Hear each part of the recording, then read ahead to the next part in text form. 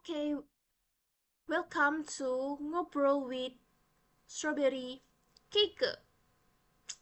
So yeah, I decided to make this segment, and this segment is gonna just chit chat with you guys. And today's segment is gonna talking about my heartbreak journey. Yay! So this video it's made for everyone who experience or currently doing the life after the breakup. This video is just for you. But if you don't relate it with those things, you guys just can watch this video as like, oh, human actually feels that way. And yeah, this is the 7 month after my breakup. Yay, congrats to me. Applause, applause, applause.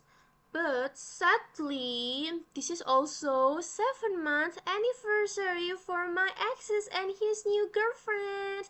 Congrats! Just make it jokes with my own problem, but I don't feel sad anymore. So why just I make jokes for my bad love stories? Well, yep.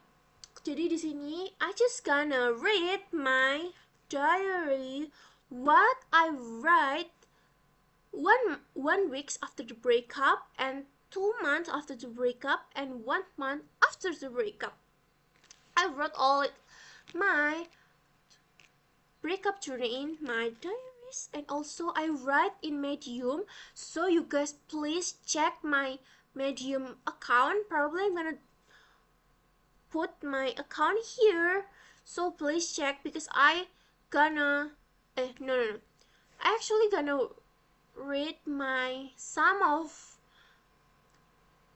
narration here, but please check my Medium account because I just write all what I felt in my Medium account, especially this title, and I'm gonna upload another.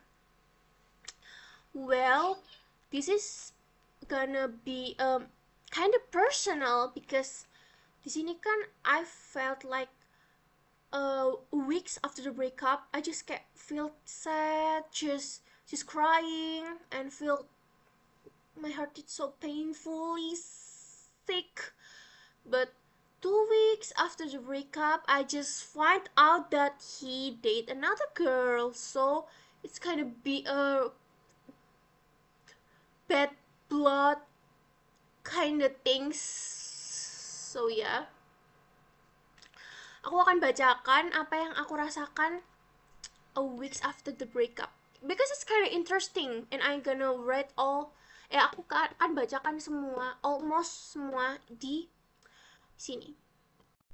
Aku mengasih judul di bagian ini adalah catatan menata hati.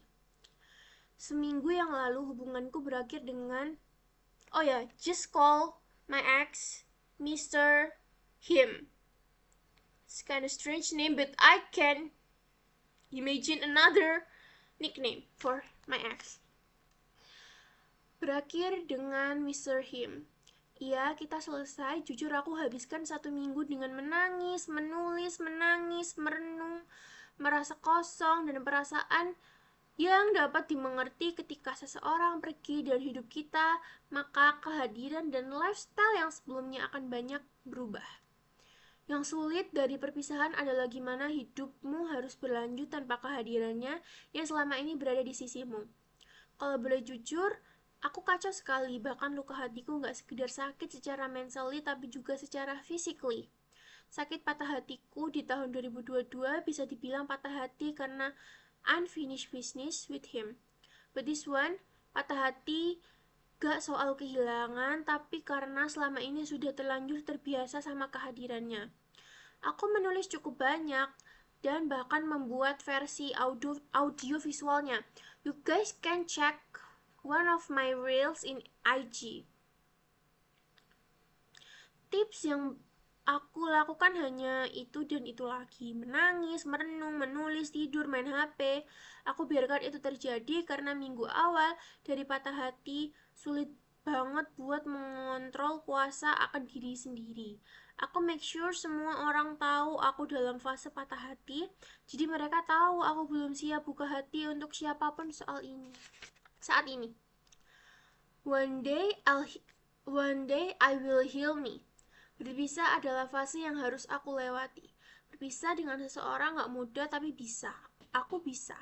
Sekarang aku berusaha lebih fokus ke aku harus lanjutin hidupku dengan kebiasaan baru dan meninggalkan kebiasaan lamaku yang aku lakukan dengan Mr. Him. Terima kasih untuk hari-hari berwarna bersamamu di sisiku. Tetap jalani hidup dengan baik meski tak ada aku di sisimu. Meski kondisi hatiku masih sakit, perih, dan berkali-kali mimpi buruk tentang bad skenario, tentang orang-orang yang kusayangi, mungkin efek overthinkku, tapi hey, tak masalah, pelan-pelan Sabrina, gak perlu buat terburu-buru. Oh ya, 1 week after my breakup, I just have a few nightmare that kayak aku tuh ditinggalkan oleh orang-orang yang aku sayangi, not about him, but kayak orang-orang aku kayak jadi kayak perasaan takut ditinggalkan karena when my breakup happens, I also faced a friendship breakup. Wow. Dan friendship breakupnya tuh not sekedar friendship breakup, because she's also my best friends. But sadly, things happens, and you know guys, friendship breakup is actually funny because how you can memaafkan your situationship or your exes well when your friends make a fault, you can memaafkan dia. But in this case, her fault is another level of friendship, dan itu melanggar prinsip kejujuran. Jadi I'm just decided, I'm not decided, but we just have to separate each other because things happens, maturing, okay? Nah, ini aku skip aja beberapa part, aku singkat. Terus ini ada part yang ini juga. Harus aku akui, meskipun berpisah itu sulit, tapi aku menemukan kembali diriku sendiri di situasi ini.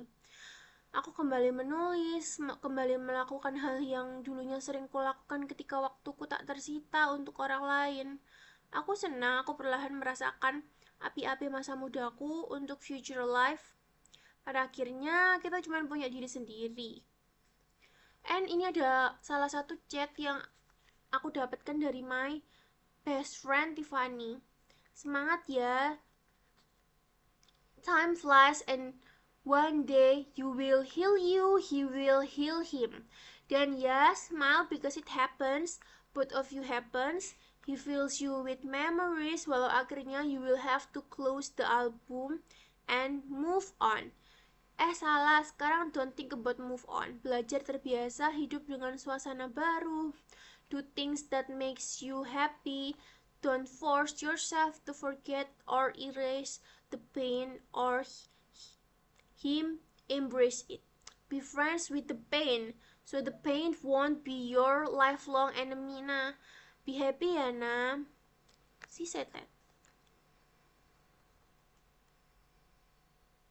Well, sisanya kayak makasih sudah sejauh ini dan lain-lain. Okay, that's what I write before I know that a weeks after I write this, he just date another girls. He just replaced me with another girls. kayak it's just kind of not make sense. You break up a relationship with someone, and 2 weeks after the breakup you just date another date. It's actually date love. Amazing, right? Is that happened before the breakup? Interesting, but I don't care anymore. Terserah dia. Nah, ini tuh kayaknya 2 bulan. Aku kembali setelah sekitar 2 bulan aktif kegiatan kuliah di Unair. Sepertinya aku berhutang amat sangat banyak cerita di sini supaya alur ceritanya bisa berlanjut. Terusnya aku harus kembali ceritakan soal tokoh yang balikan denganku. Harus kuakui hari dimana sebelum aku tinggal di asrama. Nah, here's the things. Setelah aku menjalani semester 1 berkuliah, kayak banyak hal yang aku tuh harus match with energy, entah di lingkungan baru, teman-teman baru, dan a lot of things new. Dan gak bisa aku pungkiri, hidup di dormitory ataupun kos itu membuat kita lonely. And the first day in my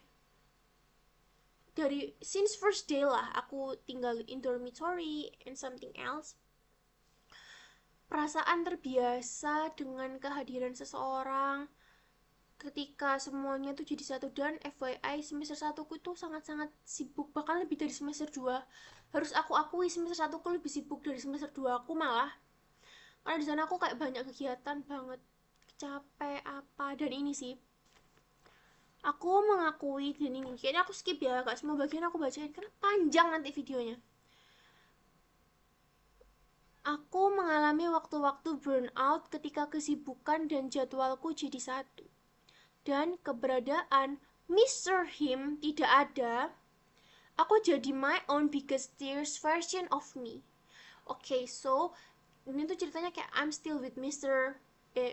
Him, and when I felt like aku tuh burns out and there's no Mr. Him in text or call, he didn't answer it, aku tuh merasa kayak my biggest fear of me, karena kayak kenapa aku jadi sosok yang sangat very I don't know, I can't explain that.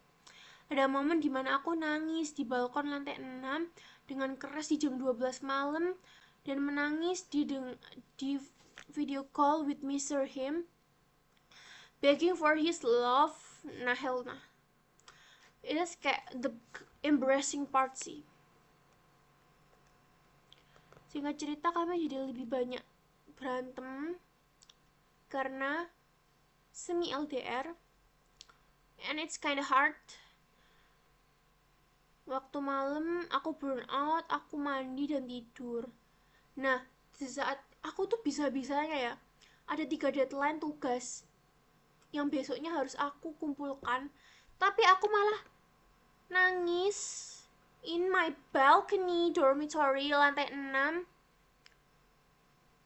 just because he's not emotionally available for me. And lucunya adalah pada akhirnya ketika aku mandi dan tidur, paginya aku ngerjain 3 tugas deadlineku itu dalam satu pagi. Jadi aku mengerjakan 3 tugas dalam, biasanya kan mengerjakan tugas dalam semalam, enggak, ini tuh mengerjakan tugas dalam sepagi, aku kumpulkan dan itu deadline-nya. Nice. Jadi kayak sebelum deadline, tetap sebelum deadline, alhamdulillahnya ya. Just let me drinks.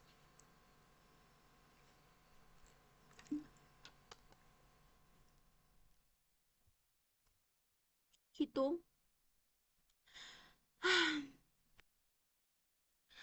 Mr. Him just stopped me dengan his personal reason. I can't tell you guys because it's not the reason is not in me, because he have his own reason. It's kinda personal for him. So yeah, I decided that we were never going back, and it's never. Begitulah cuplikan love life-ku yang hancur di awal semester 1. So ini ada juga, it's always begin again. Aku percaya bahwa gebrakan kemarin memang harus terjadi supaya menyerang prideku. Nah nih, puncak akhirnya I finally breaking up, it's because I just pray. Sebenarnya aku tuh berdoa kayak kalaupun ini berakhir, aku berharap yang mengakhiri ini bukan aku, karena kalau aku masih akan luluh hatiku untuk going back.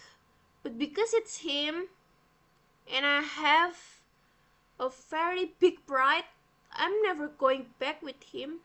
Apalagi knowing that after he dumped me 2 weeks after the breakup, he did another girls. Okay, and our relationship just end with bad blood. Yep, kita jadi kayak kinda, I don't know. Ini ceritanya masih 2 months after the breakup ya. Don't get me wrong.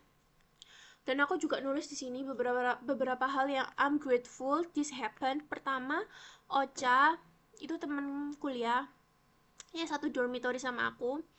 Itu gitaran for me sekitar 1 hours.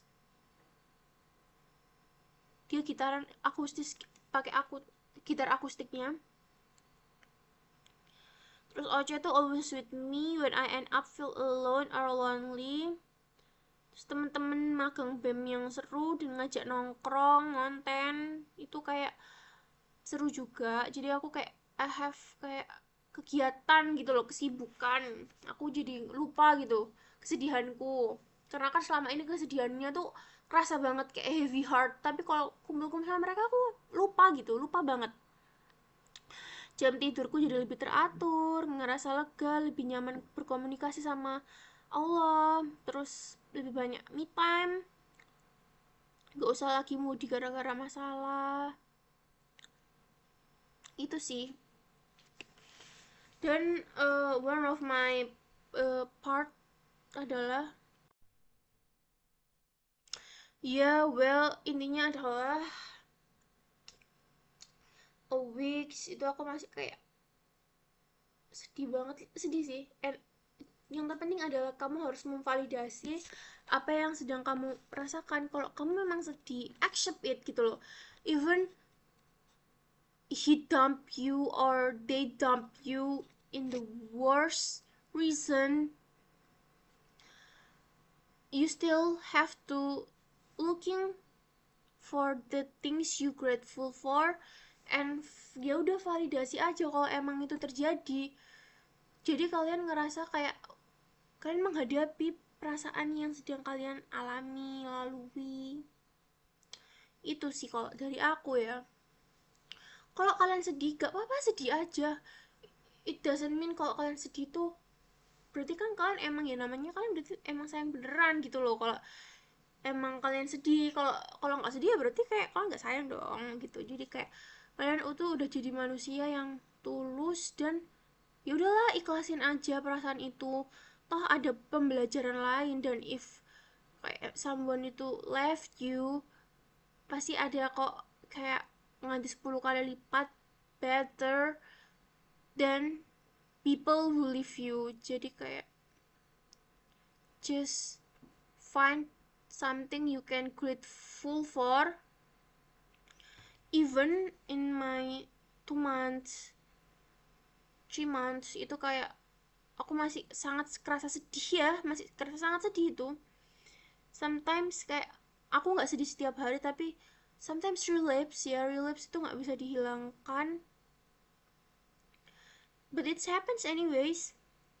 Relapse, kalau relapse terjadi ya udah sih, validasi aja, tapi jangan berlarut-larut. And you guys have to realize that if end itu tuh kayak akhir dari akhir. Dan why sebenarnya aku juga bisa sampai di journey ini karena aku tuh sudah pernah breaking up with him before this breakup. So this is just end our relation, just end. I just end with him. Jadi kayak bener-bener udah usai, seusai-usainya usai gitu. So aku tuh juga ada sih nulis di notesku yang kayak bagian aku tuh ngerasa setelah I found out 2 weeks after our breakup itu aku tuh sampai ngerasain, kalian tahu nggak kalau kalian tuh tidur trying to sleep, enggak sih, udah tidur sih, udah ketiduran, terus kalian kebangun gara-gara kaki kalian kram. Nah aku tuh kebangun bukan karena kakiku kram, tapi ternyata di dada aku banget sakit banget. Disitulah aku sadar kayak itu sesakit itu, kayak bantal basah, mimpi buruk, karena kan pada saat itu aku nggak cuma ditinggalkan oleh exes tapi juga my best friends yang ternyata lying to me of almost a whole story. Jadi kayak mimpi kehilangan seseorang, but well that's mattering anyways. Yang bisa kita lakukan hanyalah menghadapi, memvalidasi, melalui, dan nggak terus-terusan lihat ke belakang. Kalau sedih hanya validasi aja perasaan sedih itu. Dan 7 months after the breakup, mungkin karena tadi aku juga bilang aku adalah usai, aku udah nggak sedih 7 months after the breakup. Dan kuncinya adalah never stalk him. Kalau awal-awal aku nggak sih, tapi kayak weeks itu aku mungkin masih kepo, kok I just check up why him not sad at all. Ternyata itulah alasannya kenapa his love is berpindah to the next girlfriends, and that's the fact that I accept it gitu. Jadi kayak aku menerima fakta itu, aku menghadapi fakta itu, dan aku pun akhirnya bisa sampai di poin dimana aku bisa sesantai ini, sechill ini. Dan jujur setelah the breakup I just doing a lot of cool things, dan aku sangat bersyukur we're at, dan itu jujur jadi pengalaman aku, dan aku sangat amat, mungkin itu adalah persiapan aku ketika nanti di umur ini aku siap ketika aku want to relationship. I know what I have, aku tuh tahu apa yang mau aku dapatkan dari relationship, dan aku nggak mau main-main ternyata orangnya. Jadi itu banyak, intinya gini, kalian settle mindset kalian. Ketika kalian settle itu, oh ya ini juga salah satu mungkin kalian bisa terapin. Ketika aku 2 weeks after, kan aku kan 2 weeks after the breakup itu sadar kalau ternyata dia replace me with another girl. Aku udah mention itu berkali-kali dari tadi sampai bosen. Nah disitulah aku tuh berdoa gini, if this breakup lead me to successful life and I can be 10 better than my relationship life, dan aku bisa achieve my dreams and he will regret it, ya Allah, itu aku berdoa, give me a sign, maybe a yellow car. Sebelum tidur aku berdoa itu, dan aku berdoa, dan besoknya itu ternyata car free day. So kayak kemungkinan aku menemukan a yellow car, mobil kuning di car free day itu sangat susah.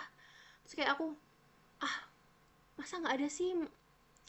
Dan di situ di hari dimana car free day itu aku menemukan 2 mobil kuning, dan semenjak itu aku menganggap bahwa itu memang sama. Kalau ketika kita berada di road, on the way kampus atau on the way home, di jalan lah, kita pasti tuh kayak nggak ada yang kebetulan gitu loh. I believe in that.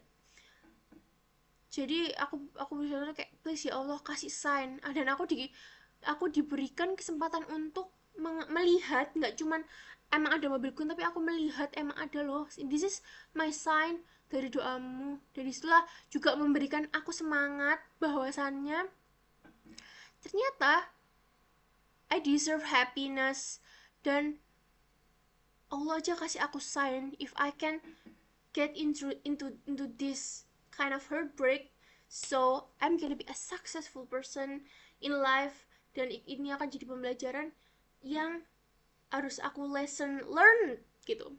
So yeah, that's it for ngobrol with Strawberry Cake, and thank you for watching. I hope this video it's help you guys going to break up, or kayak ini tuh jadi kayak cerita atau ilmu atau pengalaman atau kayak oh people actually experience it. Bye bye, see you.